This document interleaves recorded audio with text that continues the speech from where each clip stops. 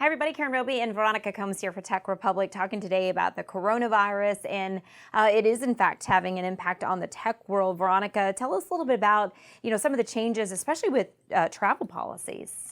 Yeah, so a week or so ago, lots of companies started to roll out some new policies.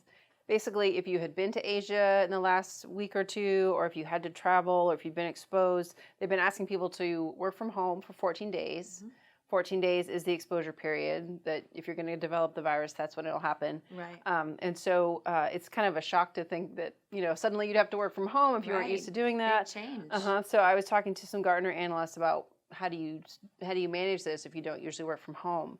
And so one of the interesting things he said was that I was asking about video conferencing and collaboration software, and he said it's really more about replacing those personal interactions. Like we meet in the cafeteria because we're both getting a cup of coffee, or we walk to the elevator together.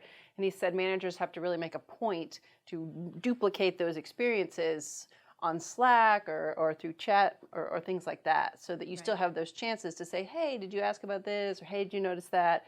Replace that in-person exchange with deliberate, planned exchanges. Yeah, well, I mean, a lot of people, if they've been there or been exposed to people that have been, I mean, it's pretty scary, and companies have to take it very seriously. Right, they do. And I was thinking about sort of white collar workers, but the impact is even worse for like retail or manufacturing, because you can't work from home if you're No chance. seeing customers or churning out widgets. So it was interesting to think about the full scope of this impact. And some of the airlines have canceled flights through the end of March, and I know Apple and Google were shutting down their retail stores, some of them in China.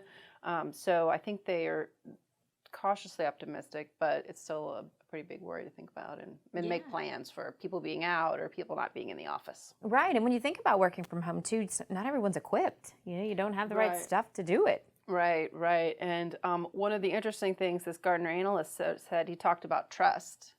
And he said that the tendency among managers is to say, what are you doing every minute of the day? Right. What are you doing now? What are you doing now?